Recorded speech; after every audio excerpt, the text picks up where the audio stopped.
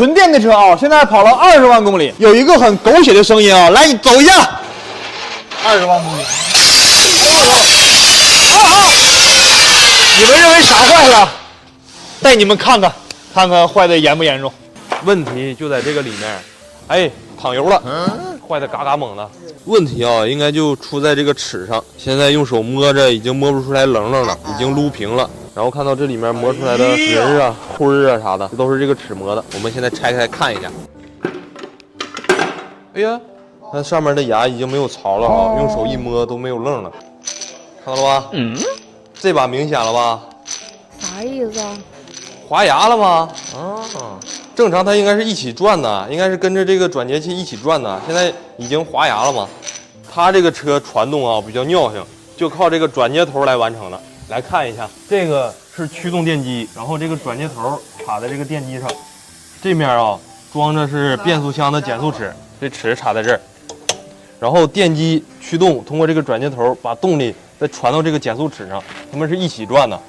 现在这个齿坏了，只有动力输入没有动力输出了，所以说这个车就不会走了。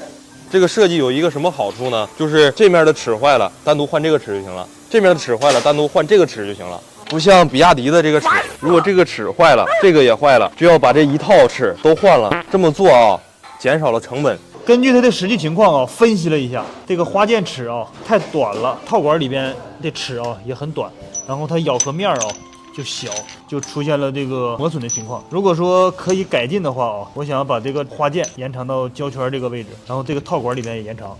它装一个胶圈的主要目的啊，是害怕这边是电机嘛，这边是连接变速箱，害怕这里边进水，进水之后生锈。我们可以把这个位置啊给它做成密封，密封之后这里边就不可能进水了，也就不可能生锈了，也就是胶圈可以取消掉了。但是这个客户着急，等不起，要20来天，然后没招啊，只能给他买了一套原装的，就这样的。加长之后啊，胶圈取消，刮到这儿，一上就搞定了。这次呢，他的车这么修。坐等有缘的你啊，变速箱如果说跟那个同款一样，约我帮你改进了。你们还有没有什么好招？帮我也分析分析，评论区里面留下你的方法，下次咱们一起研究。